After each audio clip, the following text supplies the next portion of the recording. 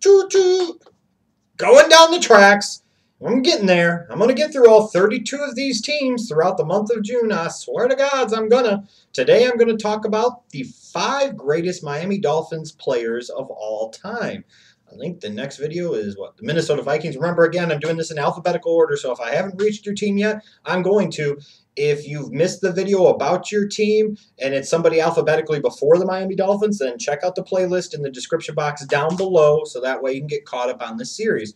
Hope you guys are having fun with this. I'm having fun with this. It's good to talk about the history of pro football, in particular in a month like June where there's not a lot of football discussion to have. Also, make sure you check out my work at profootballspot.com. I'm a Chicago Bears writer for that website, and I think it's one of the best decisions they've ever made. You can check out my latest articles, and they're also in the description box down below. But back to the topic at hand, the Miami Dolphins. This is an organization that was an expansion AFL franchise in the mid-1960s. And, you know, as bad of a sports city as I think Miami is, and as unloyal as a lot of their fans seem to be, the one thing I will say is the Miami Dolphins rule Miami. And the Miami Dolphins are that one team that the people of South Florida really, truly love.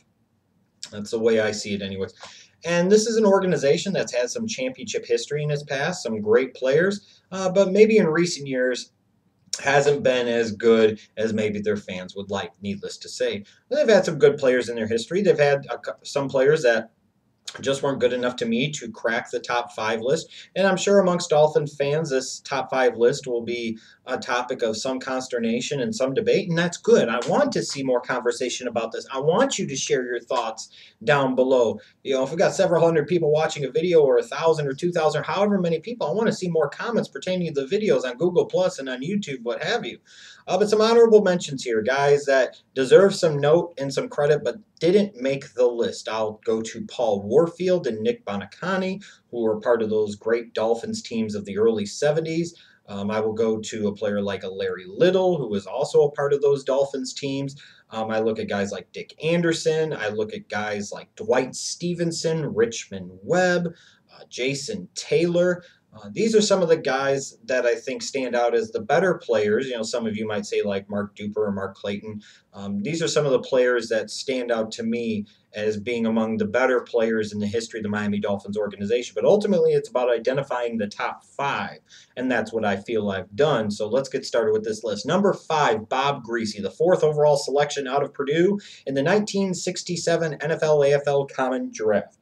Bob Griese, during his 14 seasons in Miami, was not necessarily the best statistical quarterback.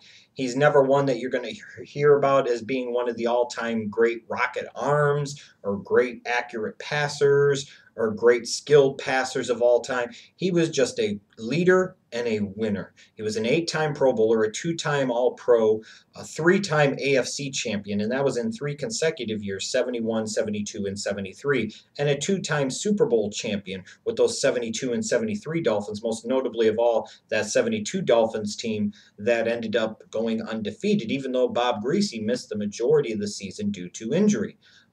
Bob Griese, you know, you're talking about a guy that won Super Bowl championships, was a part of some really good Dolphins teams of the 1970s, and when you're the quarterback, you always get more recognition and attention than other players, and that's just the way it is. But Bob Griese is no slouch, and he's in the Pro Football Hall of Fame. Number 4, to me, you know, a lot of people might sit there and say Jason Taylor belongs on this list, and I understand that, but during that time, I thought Zach Thomas was the better player and the better, in particular, defensive player on the Miami Dolphins. In his 12 seasons from 1996 till 2007, Zach Thomas was one of the premier inside linebackers in all of the National Football League, right in the same or close to a classification of a Brian Urlacher and a Ray Lewis. I mean, Zach Thomas, what an all-time draft steal. To get him in the 5th round, the 154th overall selection out of Texas Tech, he was a guy that was viewed as too small. He was a guy that was viewed as too slow. And you hear it so often when people talk about these guys. well, they were thought of as this and that they couldn't do this, and there wasn't enough talk about all the things that they could do, and they go on to have great productive careers. Zach Thomas, a 7-time Pro Bowler, a 5-time first team All Pro, and a player that frankly will someday, I would assume, have a bust in the Pro Football Hall of Fame in Canton, Ohio, and clearly, in my opinion, deserves it. One of the best players at his position over the span of a decade. Definitely merits Hall of Fame consideration and a place there, and definitely deserves consideration and a place here at number 4 on my list of greatest Miami Dolphins of all time. Number 3 is Larry Csonka, the Zonk, the 8th overall selection out of Syracuse in the 1968 AFL-NFL Common Draft. During his 7 seasons for Miami, Larry Csonka really became the identity, if you will, of the Dolphins offense. He was the heartbeat, the soul. He was the identity of what they did. A team that loved to run the ball between the tackles and be physical. And Larry Csonka was that guy. He was the one that made everything go, in my opinion, for that Dolphins offense. Sure, you had the Jim Kicks and the Mercury Morrises of the world, and they did their own things, but the back that you had to worry about the most, beyond question, was Larry Csonka. During the 60s and early 70s, he was perhaps the best fullback in the National Football League, a 5-time Pro Bowler, 2-time All-Pro, Super Bowl VIII MVP. And like I said, again, really the identity, the heart and soul of the Miami Dolphins from the late 60s to the early 70s. His last 3 years in Miami, from 72 to 74, he had 3 consecutive 1,000-yard seasons in a 14-game season, which is much more impressive, especially coming from a fullback who is also having to share carries with guys like Jim Kick and Mercury Morris. So how much better would Larry Csonka's numbers have been if he either A, wasn't on quite as good of a team where they gave him the ball more, or B, he didn't have to split carries with Jim Kick and Mercury Morris? How much better would Larry Csonka's numbers be? But when you think about truly great Miami Dolphins of all time, I think one of the first names that's always brought up is Larry Csonka, beyond question, even though it's been 40 years since he played for the organization.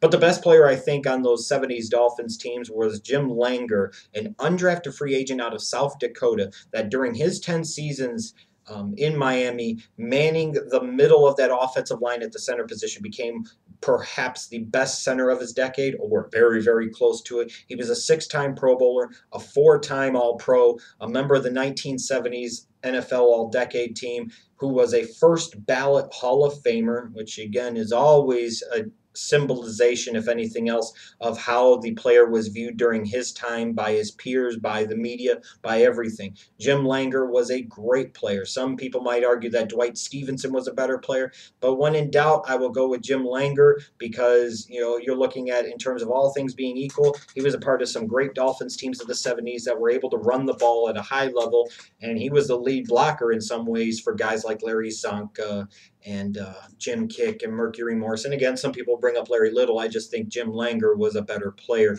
and that's why he makes number 2 on my list. But everybody knows who's always going to be viewed as the greatest Miami Dolphin perhaps ever, and that's going to be Dan Marino. What a steal. One of those all-time epic draft steals, and he was a first-round pick, but he was taken 27th overall and the 6th quarterback overall in the 1983 NFL Draft coming out of Pittsburgh. You had the reputation that had been earned or not. It was there. You had this kind of aura and vibe about him that he was a party animal, that he liked to do some drugs, that he wasn't the best character, he was immature, he wasn't going to be a good leader. And all Dan Marino did during his 17 seasons in Miami is become the unquestioned face of the Miami Dolphins franchise. He became the unquestioned, to me, quarterback of the 1980s in terms of pure skill sets, whereas Joe Montana was the personification of the position in terms of his ability to be clutch and his ability to win games. In terms of pure excellence as a passer and as a pocket passer, it didn't get much better than Dan Marino, especially in the 80s and even into the early 90s. A 9-time Pro Bowler, a 3-time first-team All-Pro, the 1984 NFL Most Valuable Player, 1-time AFC champion with that 84 Dolphins team that had that record-setting performance in the passing game, where Dan Marino threw for more yards and threw for more touchdowns than anybody in NFL history, and it took over 2 decades for either one of those records to eventually be broken.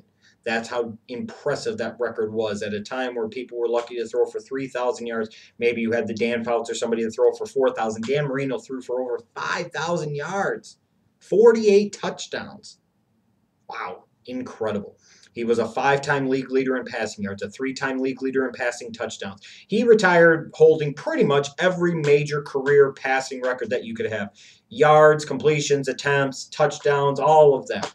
And Dan Marino will always be viewed as one of the greatest players maybe to never win an NFL championship, but he'll also be remembered as one of the truly great pocket passers of all time. And he'll be remembered as one of the great quarterbacks of all time and one of the most fun and entertaining quarterbacks to watch in NFL history. In some ways, you could argue that he was Peyton Manning before Peyton Manning was Peyton Manning, just to give some of you that didn't get the chance to watch Marino an idea of what type of quarterback a Dan Marino was. Again, I welcome you to comment and let me know what you think of my list. If you're a Dolphins fan, who are your 5 greatest Miami Dolphins of all time and why? Is my list good? Is my list bad? Let me know. Next up, I believe, like I said, alphabetically, it's the Minnesota Vikings. So stay tuned for that and stay tuned all throughout the month of June as I tell you the top 5 greatest players in every NFL franchise's history.